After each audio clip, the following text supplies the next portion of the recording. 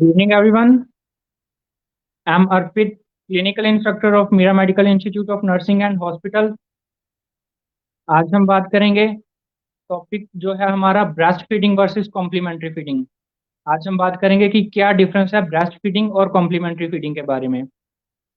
Students, video को start करने से पहले जल्दी से जल्दी वीडियो को लाइक कर दीजिए और वीडियो को शेयर कर दीजिए ताकि जितने भी हमारे फ्यूचर नर्सिंग ऑफिसर हैं वो क्या इस वीडियो को देख सकें।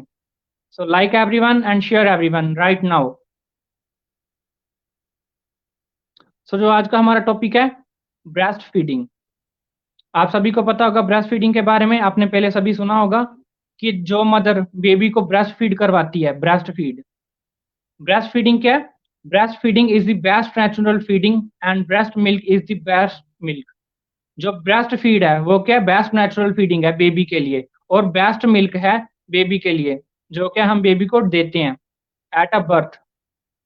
The basic food of infant is mother's milk. जो इन्फेंट है, इन्फेंट क्या होता है? जब लेडी प्रेग्नेंट होती है, प्रेगनेंसी के ड्यूरिंग जब उसकी वॉर्म में बेबी होता है उसको हम बोलते हैं फीटस, और जब बेबी हो जाता है तो उसको हम बोलते हैं न्यूबॉर्न या इन्फेंट। सो इन्फेंट का बेसिक फूड क्या होता है? Mother's milk. वो क्या इन्फेंट का बेसिक फूड है? Mother's milk.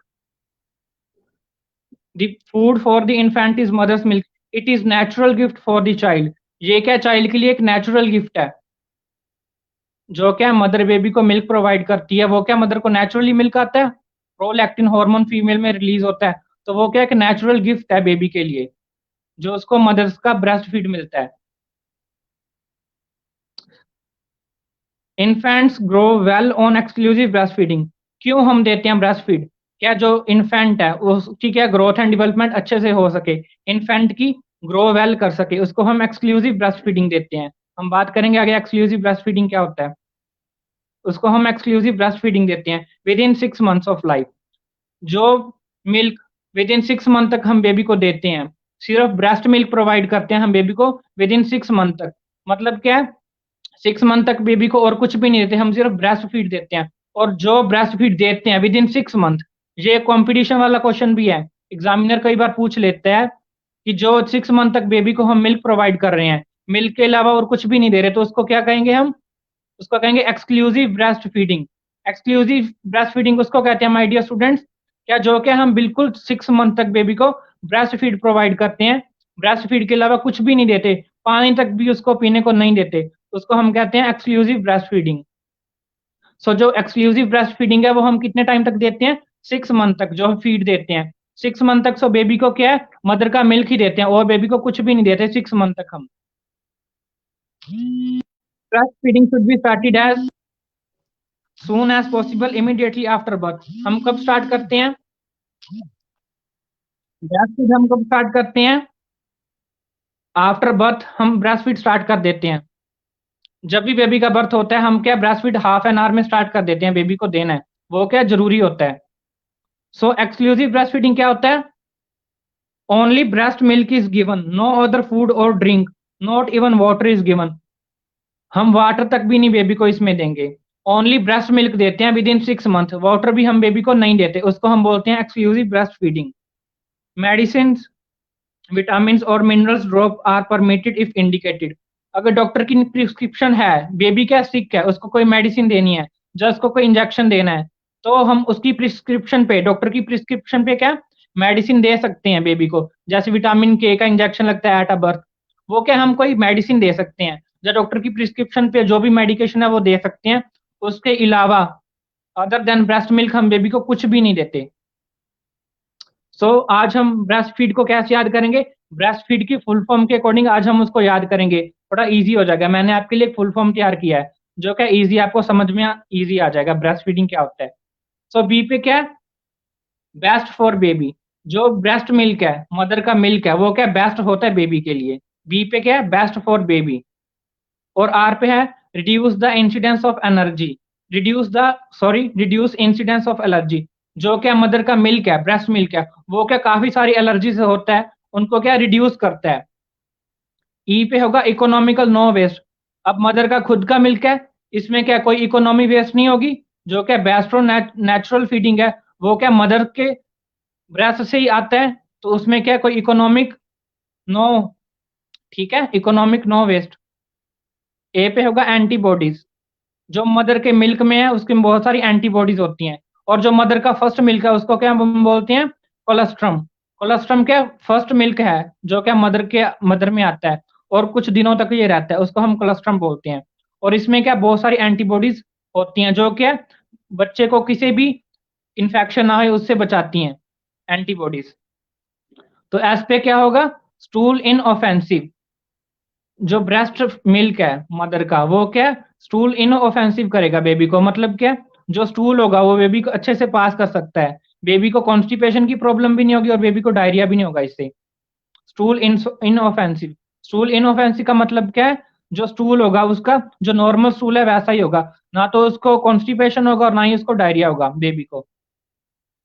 टी पे है temperature. Temperature always correct and constant.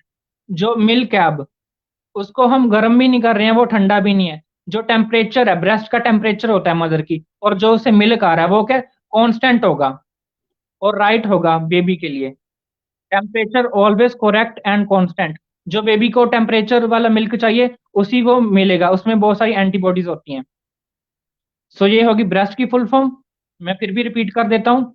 B पे था बेस्ट फॉर बेबी। आर पे है रिड्यूस इंसिडेंस ऑफ एलर्जीज। ई पे है इकोनॉमिकल नो वेस्ट।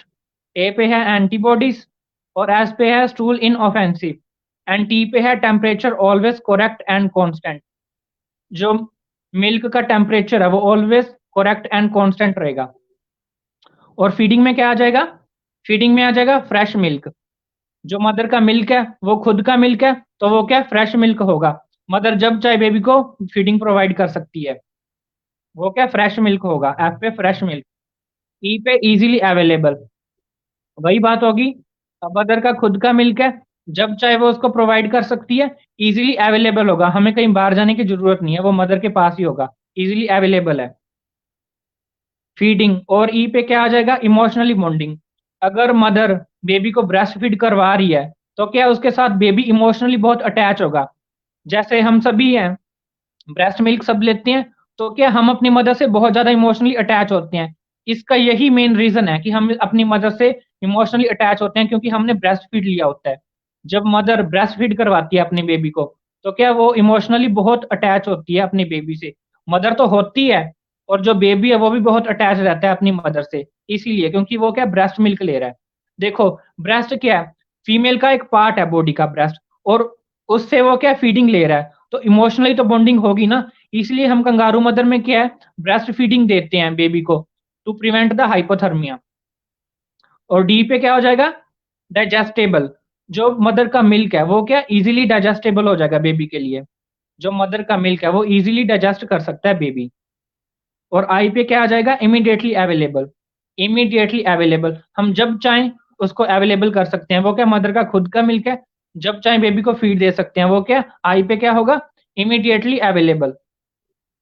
और एन पे क्या होगा, न्यूट्रिटिव वैल्यू। अब जो मदर का मिल्क है उसकी क्या एक न्यूट्रिटिव वैल्यू होगी, एन फॉर न्यूट्रिटिव वैल्यू। और जी पे क्या आ जाएगा, गैस्ट्रोएंट्राइटिस ग्रेटली रिड्यूस। जी पे है gastroenteritis greatly reduce. The word gastro means हमारे स्टमक से रिलेटेड करता है, और एंट्राइटिस इंटेस्टाइन। जो भी गैस्ट्रिक और इंटेस्टाइन की इन्फेक्शन होती है, कोई भी इन्फ्लेमेशन होती है, वो क्या ब्रेस्ट फीडिंग से रिड्यूस हो जाती है। मतलब अगर बेबी को कोई भी इन्फेक्शन होने के चांसेस है तो क्या अगर उसको ब्रेस्ट फीड करवा रहे हैं तो बेबी की सारी इन्फेक्शन दूर हो सकती है। ये क्या कि मेडिसिन का काम ही करती है ब्रेस्ट फीडिंग। सो इसलिए मदर का मिल्क बहुत इंपॉर्टेंट है बेबी के लिए। जो क्या मदर क्या ब्रेस्ट मिल्क प्रोवाइड करती है बेबी को। ये क्या एक नेचुरल इम्यूनिटी मिलती है इससे बेबी को। ये क्या कोलेस्ट्रॉम है, कोलेस्ट्रॉम में क्या एंटीबॉडीज प्रेजेंट होती हैं और क्या नेचुरल इम्यूनिटी मिलती है बेबी को। और जी पे था गैस्ट्रोएंट्राइटिस ग्रेटली रिड्यूस। मैं ये फीडिंग वाला फिर रिपीट कर देता हूं, अगर आप लिखना चाहे तो लिख भी सकते हैं। F for fresh milk. E for easily available. E for emotionally bonding. यहाँ पे हमारे पास टू ई आते हैं फीडिंग में। एक तो है इजीली अवेलेबल, जो मदर का मिल्क है वो क्या हमें इजीली अवेलेबल हो जाता है। और ई में क्या इमोशनली बॉन्डिंग है, जो मदर अपने बेबी को ब्रेस्ट फीड करवा रही है तो जो बेबी है वो क्या इमोशनली बहुत अटैच होगा मदर से। D for digestible. जो मदर का मिल्क है वो क्या इजीली डाइजेस्टेबल होता है। I for immediately available, immediately available मिल जाता है हमें वो। एंड फॉर न्यूट्रिटिव वैल्यू, हम सब जानते हैं जो मदर का मिल्क है उसकी क्या एक न्यूट्रिटिव वैल्यू होती है। क्यों? क्योंकि उसमें बहुत सारी एंटीबॉडीज प्रेजेंट है और किसी भी इन्फेक्शन से क्या बेबी को प्रिवेंट करता है ब्रेस्ट मिल्क। जी फॉर गैस्ट्रोएंटराइटिस ग्रेटली रिड्यूस, कोई भी गैस्ट्रिक की जा इंटेस्टाइन की इन्फ्लेमेशन है, जो कोई इन्फेक्शन होने के चांसेस है, वो क्या ग्रेटली रिड्यूस हो जाते हैं ब्रेस्ट फीडिंग से। ये थी ब्रेस्ट फीडिंग की फुल फॉर्म। इससे हमने किया कि सारा ब्रेस्ट फीडिंग का ये क्या निचोड़ है कि ब्रेस्ट फीडिंग क्या है, हम इससे याद रख सकते हैं इजीली। सो आप सभी इसको नोट कर सकते हैं ब्रेस्ट फीडिंग की फुल फॉर्म को। देन हम इसमें बात करेंगे recommendations of breast feeding.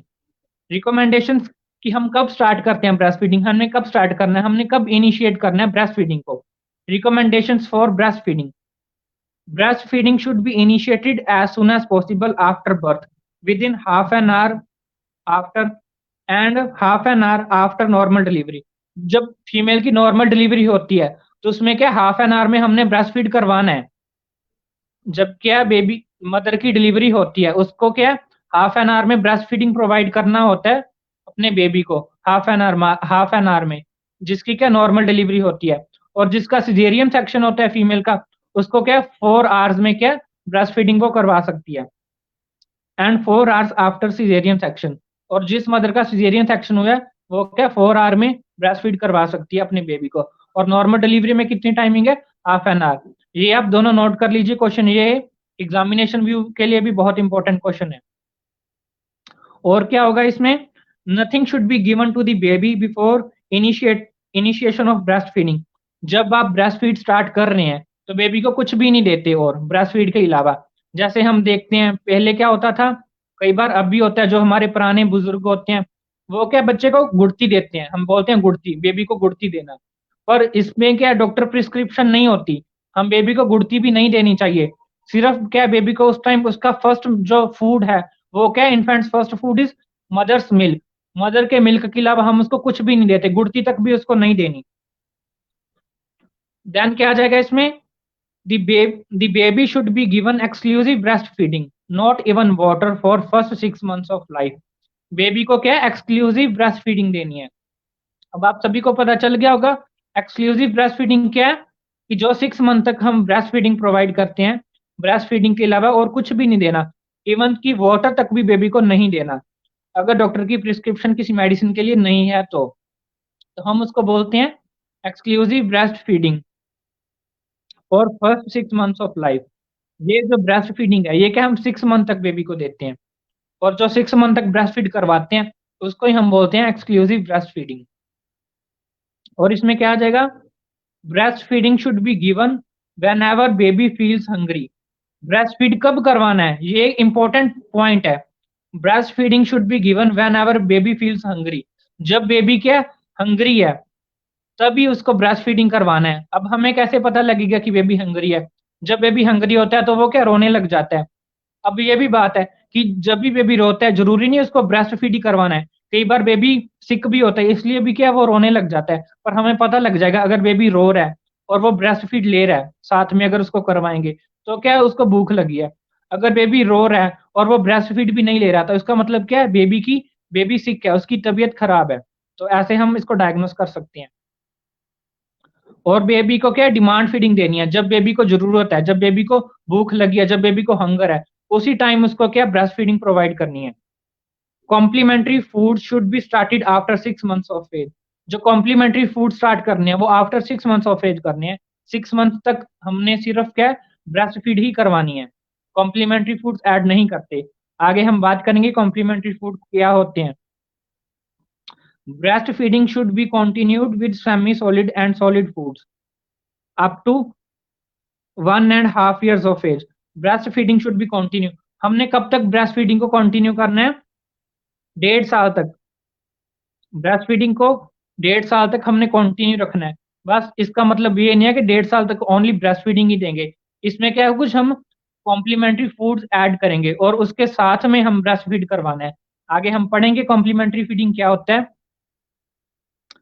So what are the advantages of breast feeding? Advantages क्या है ब्रेस्ट फीडिंग, हम बेबी को ब्रेस्ट फीड करवा रहे हैं उसकी क्या एडवांटेजेस हो सकती हैं? वैसे तो जो हमने फुल फॉर्म में पढ़ी है वही है, फिर भी हम इसमें दोबारा करेंगे। एडवांटेजेस ऑफ ब्रेस्ट फीड क्या है? Natural best natural method of feeding, ये जो ब्रेस्ट फीडिंग है ये क्या नेचुरल मेथड है फीडिंग का। बिकॉज क्या है, ये क्या मदर का खुद का मिल्क होता है और जो कि इमीडिएट मिल जाता है बेबी को। डिवेल्प साइकोलॉजिकल बॉन्ड, इसमें क्या साइकोलॉजिकल बॉन्डिंग बनाता है बेबी मदर के साथ, क्या साइकोलॉजिकल बॉन्डिंग बनाता है। डिवेल्प साइकोलॉजिकल बॉन्ड, ये भी क्या है इसकी एडवांटेज है।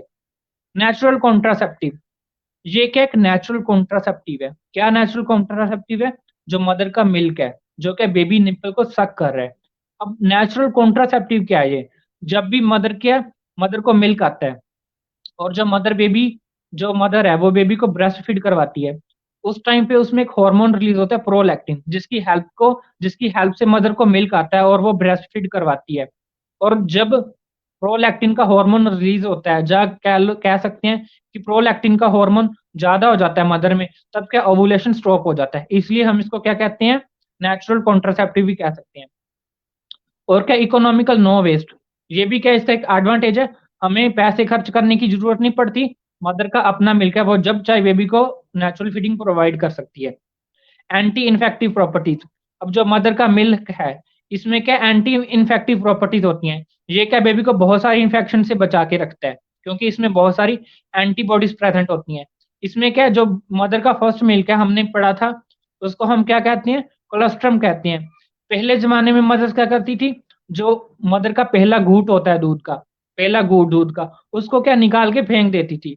पर ऐसा नहीं करना चाहिए। वो क्या कोलेस्ट्रम होता है जिसमें बहुत सारी एंटीबॉडीज हैं, जो क्या बेबी को नेचुरल इम्यूनिटी प्रोवाइड करती हैं और बेबी को इम्यून सिस्टम को स्ट्रांग बनाती हैं। सो वो क्या बहुत कंपलसरी होता है बेबी के लिए कोलेस्ट्रम। एंटी एलर्जिक प्रॉपर्टीज, जो मदर का मिल्क है वो क्या एंटी एलर्जिक प्रॉपर्टीज होती हैं, वो बहुत सारे इंफेक्शन से बेबी को बचा के रखता है। देन क्या सोर्स ऑफ नेचुरल इम्यूनिटी, मैंने अभी बताया ब्रेस्ट फीडिंग में से क्या मिलता है, हमें नेचुरल इम्यूनिटी मिलती है। और कॉन्ट्रा इंडिकेशंस क्या है, ये तो थी एडवांटेजेस कि ब्रेस्ट फीडिंग के क्या एडवांटेजेस हो सकते हैं, बट इसकी कुछ कॉन्ट्रा इंडिकेशंस भी होती हैं कि किस कंडीशंस में हमने ब्रेस्ट फीड नहीं करवाना। इंडिकेशंस का मतलब होता है कि कोई भी काम हम किस चीज में कर सकते हैं, और कॉन्ट्रा इंडिकेशंस का मतलब होता है कि ये प्रोसीजर अब हमने नहीं करना। सो कॉन्ट्रा इंडिकेशंस क्यों होगी ब्रेस्ट फीडिंग की, देखो वैसे तो हम पढ़ रहे हैं कि ब्रेस्ट फीडिंग है वो कंपलसरी है बेबी के लिए, बट इसकी कुछ कॉन्ट्रा इंडिकेशंस भी है कब मदर ने नहीं करवाना ब्रेस्ट फीड। अगर जो मदर है वो रियल थेरेपी पे चल रही है, तब हम उसको ब्रेस्ट फीड नहीं करवाते। रियल थेरेपी, रियल थेरेपी देखिए क्या होगा, आर फॉर रेडिएशन थेरेपी। अगर मदर की कोई रेडिएशन थेरेपी चल रही है, मदर की रेडिएशन थेरेपी चल रही है, जैसे मदर को कैंसर है वो क्या रेडिएशन वाला ट्रीटमेंट ले रही है, उस कंडीशन में मदर कभी भी अपने बेबी को ब्रेस्ट फीड नहीं करवाएगी। ये क्या कॉन्ट्रा इंडिकेशन है ब्रेस्ट फीडिंग की। रेडिएशन थेरेपी, अगर क्या mother is on radiation, then breast feed should not be continue. Then है एर्गट डेरिवेटिव्स, ई हमने पढ़ा था रियल, आर पे हो गया रेडिएशन थेरेपी और ई फॉर एर्गट डेरिवेटिव्स। एर्गट डेरिवेटिव्स हैं जैसे ऑक्सीटोसिन हो गया, अगर मदर कोई ऑक्सीटोसिन वगैरह ले रही है, कुछ ड्रग्स ले रही है, कुछ सब्सटेंस अब्यूज कर रही है अगर मदर, तो उस कंडीशन में भी क्या है, हम उसको ब्रेस्ट फीड नहीं नहीं देते। बेबी को ब्रेस्ट फीड उस टाइम पे भी नहीं प्रोवाइड करना मदर को। और ए में आ जाएगा एंटी नियोप्लास्टिक ड्रग्स।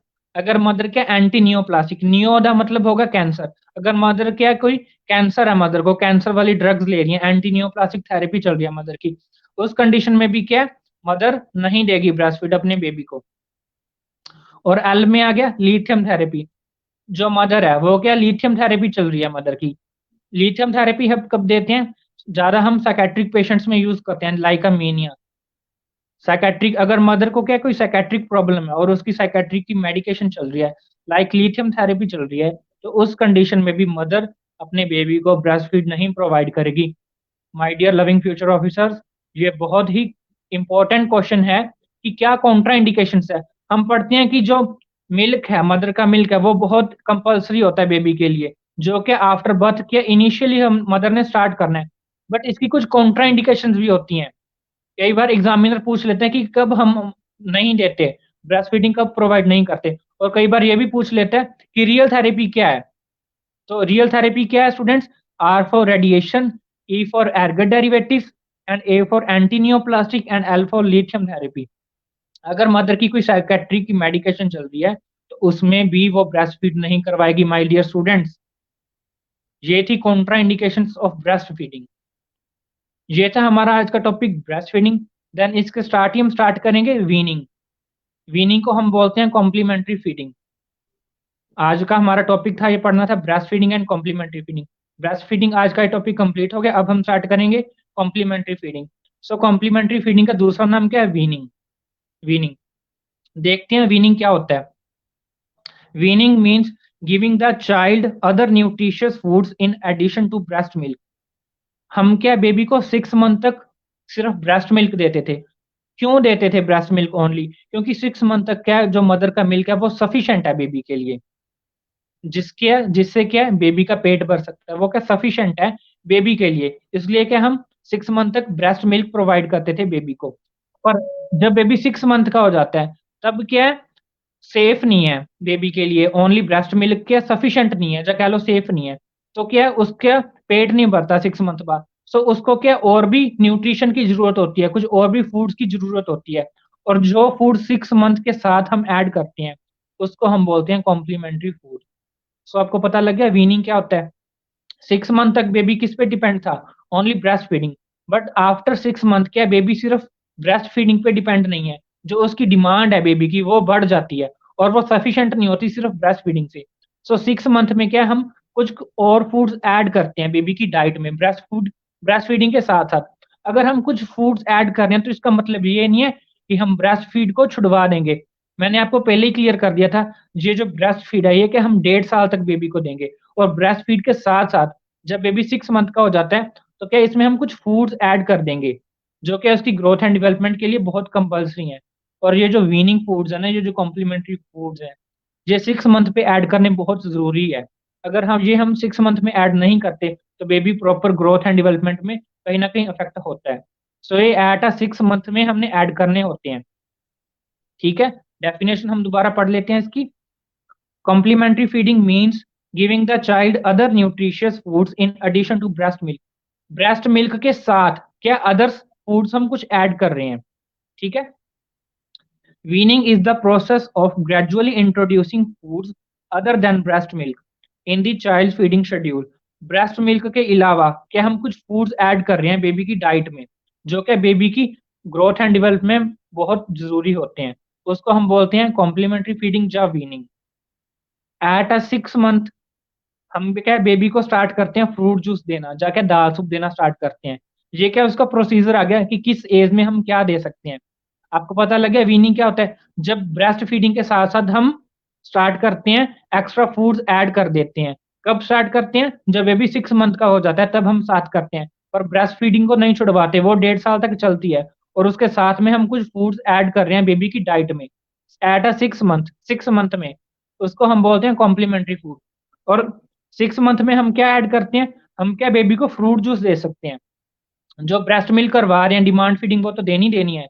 और एक बात मैं आपको यहाँ पे और बताना चाहूंगा, जब क्या बेबी को डिमांड फीडिंग नहीं मिलती, जो क्या 6 मंथ तक हम बेबी को फीडिंग देते हैं, बेबी को प्रॉपर फीडिंग नहीं मिल रही, तो उसमें क्या थंब सकिंग की हैबिट डेवलप हो जाती है। आपने बहुत सारे चिल्ड्रंस में देखा होगा, जो चिल्ड्रंस होते हैं वो क्या थंब सकिंग करते हैं। उसका क्या रीजन है? अगर मदर क्या सफिशिएंट मिल्क नहीं प्रोवाइड कर रही, जब बेबी क्या को सफिशिएंट मिल्क नहीं मिल रहा, तो क्या बेबी में थंब सकिंग की हैबिट डेवलप हो जाती है। ये किस लिए होता है? कैसे होता है थंब सकिंग की हैबिट प्रोवाइड? अगर क्या है बेबी को प्रॉपर मदर का मिल्क नहीं मिल रहा, सफिशिएंट मिल्क बेबी को फीडिंग नहीं प्रोवाइड होती, तो क्या है उसको थंब सकिंग की डेवलप हो जाती है आदत। सो एट अ 6 मंथ में क्या हम फ्रूट जूस ऐड करते हैं, और फ्रूट जूस के साथ क्या हम दाल सूप भी ऐड कर सकते हैं। एट अ 6 मंथ में हम ये ऐड करेंगे। और एट अ 9 to 10 मंथ हम क्या ऐड करेंगे बेबी की डाइट में? पल्सिस और बनाना मैश। जैसे हम बेबी को बनाना मैश करके दे सकते हैं। किस एज में देते हैं ये भी बहुत कंपलसरी है। 9 to 10 मंथ, जब बेबी क्या 10 मंथ का हो जाता है, जब 9 मंथ का हो जाता है, तब क्या हम उसको दाल वगैरह मैश करके दे सकते हैं, या बनाना मैश करके हम बेबी को दे सकते हैं। इससे क्या बेबी की प्रॉपर ग्रोथ एंड डेवलपमेंट होती है। और 11 to 12 मंथ में हम क्या देंगे? दलिया वगैरह दे देंगे और बिस्किट्स वगैरह बेबी को खाने के लिए देते हैं। एट अ 10 मंथ में हम क्या प्रोवाइड कर रहे हैं बेबी को?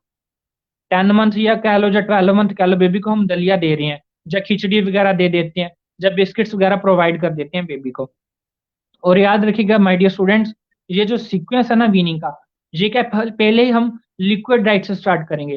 पहले हम देंगे लिक्विड डाइट, देन लिक्विड से क्या हम semi solid, then semi solid से हम सॉलिड।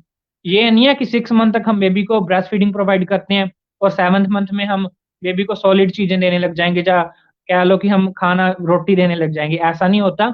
ये क्या एक सीक्वेंस होता है वीनिंग का भी। पहले हम लिक्विड एडमिनिस्टर करते हैं, क्या इंट्रोड्यूस क्या करते हैं, कोई लिक्विड चीज इंट्रोड्यूस करते हैं उसकी डाइट में। जैसे 6 मंथ में हम क्या स्टार्ट करेंगे, कोई सूप वगैरह देना स्टार्ट कर देंगे बेबी को, जो क्या उसकी उसके लिए हेल्दी होता है, उसकी हेल्थ के लिए अच्छा होता है। सूप देना स्टार्ट करेंगे, लिक्विड डाइट देंगे, देन सेमी सॉलिड देंगे, जैसे बनाना मैश करके दे दिया। और सॉलिड में क्या है, उसको ऐसी बनाना दे सकते हैं, बिस्किट दे सकते हैं बेबी को। वो किस किस मंथ में होगा, 12 मंथ का जब बेबी हो जाता है, जब बेबी 1 ईयर का हो जाता है, तब हम उसको बिस्किट वगैरह दे सकते हैं। यहाँ पे एज का आप ध्यान रखिए माय डियर स्टूडेंट्स। देन आ जाता है प्रिंसिपल्स ऑफ वीनिंग। प्रिंसिपल्स क्या है वीनिंग में, हमने वीनिंग कैसे प्रोवाइड करनी है बेबी को। Only one food should be introduced at a time. जब हम वीनिंग स्टार्ट करते हैं बेबी में, तो क्या है, एक ही फूड एक टाइम पे देना है। ऐसा नहीं है कि अगर बेबी 6 मंथ का हुआ ही और बहुत सारी चीजें उसके आगे ले आके रख दी, और क्या उसको बहुत सारी चीजें क्या है हम टेस्ट करवा रहे हैं, ऐसा नहीं है। ओनली वन फूड ऐड करना है उसकी डाइट में एट अ टाइम। जैसे एक दिन में हम उसको कोई एक चीज नहीं खिला दी, तो थोड़े दिन वो खिलाएंगे, थोड़े दिनों बाद एक और नई चीज उसकी डाइट में ऐड कर दी। ठीक है। Only one food should be introduced at a time. ये क्या था फर्स्ट प्रिंसिपल का, वीनिंग का। First principle of weaning is only one food should be introduced at a time. Then आ जाता है सेकंड प्रिंसिपल क्या है इसमें, the consistency of food should be suitable as per the child age. अब जो फूड ऐड कर रहे हैं, जो फूड की कंसिस्टेंसी ऐड कर रहे हैं, वो क्या चाइल्ड की एज के अकॉर्डिंग ऐड कर रहे हैं। जैसे मैंने बोला था 6 मंथ में क्या है, हम जूस वगैरह दे देते हैं, फ्रूट जूस ऐड कर देते हैं। 8 मंथ में क्या था, उसको कोई दलिया वगैरह दे देंगे। और जब बेबी 1 ईयर का हो जाता है, तो क्या उसको बिस्किट वगैरह खाने को दे देते हैं। ये क्या बेबी की एज के अकॉर्डिंग उसकी डाइट हम प्लान करते हैं। देन क्या आ जाएगा, food should be given in small amounts in the beginning. Starting में क्या हम थोड़ी थोड़ी अमाउंट में फूड देना स्टार्ट करेंगे, and the amount should be gradually be increase as the child develops as liking for the food. जब हम वीनिंग को स्टार्ट करेंगे, कोई भी फूड ऐड कर रहे हैं बेबी की डाइट में, तो वो क्या पहले थोड़ी सी अमाउंट में देंगे, और अगर बेबी उसको लाइक कर रहा है तो उसकी अमाउंट हम बढ़ाते जाएंगे धीरे धीरे। ऐसा नहीं है कि धक्के से बेबी को कुछ भी खिलाना है। थोड़ी सी चीज ऐड करेंगे उसकी डाइट में, थोड़ा थोड़ा उसको खिलाएंगे, और अगर उसको पसंद आता है तो उसको और खाने को देंगे। और क्या आ जाएगा इसमें, the child should never be force fade. Child को फोर्स नहीं करना फीडिंग के लिए। अगर चाइल्ड किसी चीज को अवॉइड कर रहा है तो उसको फोर्स नहीं करना, उसको क्या डिमांड फीडिंग देनी है। अगर उसको भूख लगी है तभी वो खाएगा, तभी वो इंटरेस्ट के साथ खाएगा। अगर चाइल्ड इरिटेट है, अगर चाइल्ड रो रहा है, तो उस टाइम पे हमने फीड उसको नहीं प्रोवाइड करना कॉम्प्लीमेंट्री फूड। तो वो क्या है, वो चाइल्ड इरिटेट हो जाएगा उससे। The child food should not B fried and spicy. जो हम वीनिंग फूड स्टार्ट कर रहे हैं, जो कॉम्प्लीमेंट्री फूड ऐड कर रहे हैं, वो क्या स्पाइसी नहीं होना चाहिए, वो क्या सिंपल सॉलिड होना चाहिए। और क्या उसकी एक न्यूट्रिटिव वैल्यू होनी चाहिए। ऐसा नहीं है कि हम कुछ भी बाजार से लाके उसको ऐड कर देंगे, क्या हम होममेड चीजें उसमें ऐड करेंगे, जिसकी क्या एक न्यूट्रिटिव वैल्यू होती है। Variety should be introduce in the child right. Variety should be variety intro variety क्या इंट्रोड्यूस करेंगे उसकी डाइट में, बट ये नहीं है कि बहुत सारी वैरायटी ऐड कर दी at a time. At a time one food ही करेंगे, और जैसे जैसे बेबी की एज बढ़ती है, उसमें क्या दो तीन चीजें ऐड कर सकते हैं फिर। As the child grows, order, color, flavor, texture, and shape of the food should be given special consideration to attraction the child's attention. अब जो फूड हम ऐड कर रहे हैं, तो वो क्या बेबी क्या कई बार फूड के कलर को बहुत पसंद करता है, कि ये कौन से कलर का फूड है, इस फूड की कौन सी शेप है। तो वो क्या उससे बेबी अट्रैक्ट होता है। अगर फूड का टेक्सचर अच्छा होगा, फूड का कलर अच्छा होगा, तो बेबी क्या उसको इजीली एक्सेप्ट कर लेगा वो फूड को। जैसे हम जब बड़े हो जाते हैं, हम चिल्ड्रंस की एज में होते हैं, तो हम घर पे कहते हैं सभी अपनी मदर को, क्या हमने क्या तिकोनी वाला परोंठा खाना है, तिकोन वाला। तो हमारी भी हमने क्या है, शेप देख के खाते हैं ना परोंठे की कि कौन सी शेप है। परोंठा हमने जैसे रोटी गोल होती है, हम कहते हैं कि हमारा परोंठा चौरस होना चाहिए, रोटी गोल नहीं होनी चाहिए। वही बात क्या बच्चों में होती है। बच्चे क्या फूड की शेप और टेक्सचर बहुत पसंद करते हैं। सो वो भी क्या अच्छा होना चाहिए फूड और टेक्सचर जो फूड हम ऐड कर रहे हैं। To make the child learn to eat all types of food, the parent should not show personal prejudices and dislikes towards any food. अब जैसे हम कोई फूड नहीं खाते, हम कह दिए, हम मैं बोल दूं कि मुझे ये चीज पसंद नहीं है, तो जो बेबी जब भी फूड ले रहा है, भी कॉम्प्लीमेंट्री फूड देने स्टार्ट करने हैं, तो बेबी को समझ तो होती है, वो आसपास का माहौल देख रहा है कि मेरे घर में क्या चल रहा है। ठीक है, इसलिए हम कहते हैं जो घर है वो क्या फर्स्ट बेबी का स्कूल होता है जिससे बेबी कुछ सीखता है। सो हम उसके सामने ये नहीं कहना कि ये मुझे पसंद नहीं है। ये जो बातें होती है ना छोटी छोटी, बेबी के उसको बहुत इजीली कैचअप कर लेते हैं। ठीक है। सो जो फूड हम ऐड कर रहे हैं वो एट अ टाइम ऐड करेंगे। क्यों? अगर हम बहुत सारे फूड एक ही टाइम पे दे रहे हैं तो बेबी को फूड के टेस्ट का पता नहीं चलेगा कि कौन से फूड का क्या टेस्ट था। और कई बार क्या बेबी इरिटेट हो जाएगा। सो इसीलिए क्या बेबी को कभी भी फोर्स नहीं करना फूड के लिए। अगर हम फोर्स कर रहे हैं तो बेबी क्या वो इरिटेट हो जाएगा, वो कोई भी उस टाइम पे फूड नहीं खाएगा। It is not it is not always necessary to cook separately for the child, as the family meals can be easily modified in consistency. अब जब क्या बेबी जैसे जैसे बड़ा हो रहा है तो जरूरी नहीं है कि बेबी को क्या हम सॉफ्ट डाइट या अलग से ही प्रिपेयर करके फूड देना है। तो जैसे जैसे बेबी बड़ा होता है, बेबी 1 ईयर का हो गया, अब बेबी क्या 2 ईयर का हो गया, तो क्या जैसे हम घर पे खाना बनाते हैं, हल्का फुल्का खाना बनाते हैं, जैसे दाल बनाती, जैसे हमने सारी फैमिली के लिए दाल बनाए हैं, वो फूड के हम बेबी को दे सकते हैं। रोटी देना स्टार्ट कर देते हैं बाद में जैसे हम घर पे बनाते हैं। ऐसे हम बेबी की ऐड करते जाएंगे डाइट में according to their age. Careful preparation and storage of the weaning food is essential to maintain hygienic condition and to prevent contamination. अब जो बेबी का फूड ऐड कर रहे हैं, जो कॉम्प्लीमेंट्री फूड ऐड कर रहे हैं उसकी डाइट में, वो क्या हाइजेनिक तरीके से प्रिपेयर होना चाहिए। उसमें मक्खी वगैरह नहीं कोई बैठी होनी चाहिए। वो क्या पूरे हाइजेनिक तरीके से प्रिपेयर होना चाहिए ताकि बेबी को कोई भी इन्फेक्शन ना आए, क्योंकि उस टाइम पे क्या बेबी की इम्यूनिटी है जो बहुत ज्यादा वीक होती है। इसीलिए क्या हम ब्रेस्ट मिल्क देते हैं, उसमें बहुत सारी एंटीबॉडीज होती हैं। अगर क्या हम बाहर का खाना ऐड कर रहे हैं वीनिंग फूड में, जाके हाइजीनिक तरीके से प्रिपेयर नहीं कर सकते हैं, तो क्या इन्फेक्शन के चांसेस हो सकते हैं। बेबी को गैस्ट्रोएंटराइटिस हो सकता है, उसको कोई भी स्टमक रिलेटेड प्रॉब्लम्स हो सकती हैं। ये थे हमारे आज के प्रिंसिपल्स ऑफ वीनिंग। देन इसमें आ जाएगा feeding problems of the infants, कि जो हम कॉम्प्लीमेंट्री फूड्स ऐड कर रहे हैं, फीडिंग प्रॉब्लम्स उसमें क्या आ सकती हैं। जो बेबी है, जब बेबी फीड ले रहा है, जो कॉम्प्लीमेंट्री फूड्स ऐड कर रहे हैं, तो बेबी में कौन कौन सी प्रॉब्लम्स हो सकती हैं।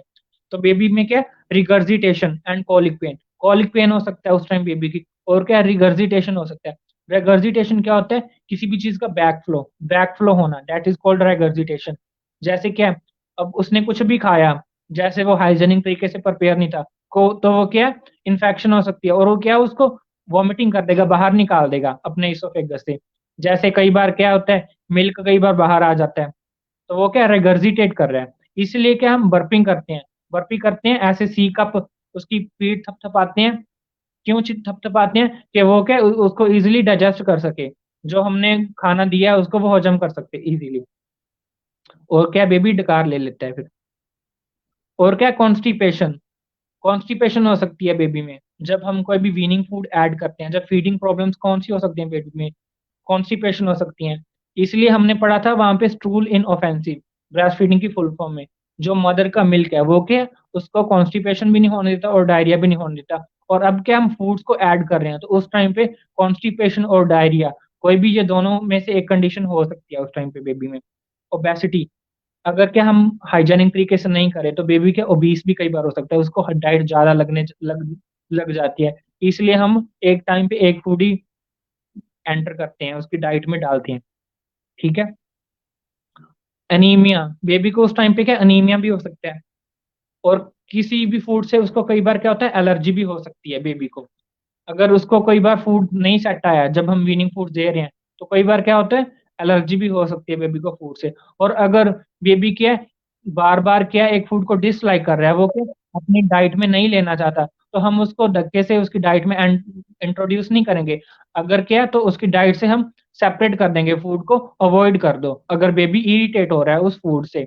पर इसका मतलब ये नहीं है कि उसको अवॉइड कर दो। अगर बेबी एक बार इरिटेट हो रहा है उस फूड से तो थोड़े टाइम के लिए आप अवॉइड कर सकते हो। अगर उस टाइम पे आप फोर्स करोगे तो बेबी कुछ भी नहीं खाएगा फिर। तो बेबी को जो लाइक करता है उस टाइप का फूड प्रोवाइड करो, और कुछ टाइम बाद बेबी के मूड को देख के क्या वो फूड आप ऐड करके देख सकते हो कि बेबी अब इसको एक्सेप्ट कर रहा है या नहीं कर रहा। ये था हमारा आज का टॉपिक वीनिंग। आज हमने ये 2 टॉपिक छोटे कंप्लीट किए हैं, that is breast feeding and weaning. मैं आपसे होप करता हूँ कि आपको ये दोनों टॉपिक अच्छे से क्लियर हो गए होंगे, ब्रेस्ट फीडिंग एंड वीनिंग। अगर ये लेक्चर अच्छा लगा हो तो लेक्चर को लाइक करना मत भूलिएगा माय डियर स्टूडेंट। लेक्चर को शेयर करना मत भूलिए। Like everyone, like it right now student, and share everyone. अगर आप चाहते हैं कि ऐसी वीडियो आपके सामने और आती रहें तो लाइक करना मत भूलिएगा, और वीडियो को ज्यादा से ज्यादा शेयर करें ताकि जो हमारे जितने भी फ्यूचर नर्सिंग ऑफिसर्स हैं वो क्या इस वीडियो को देख सकें। फिर मिलेंगे एक नए टॉपिक और एक नई एनर्जी के साथ। तब तक के लिए थैंक यू।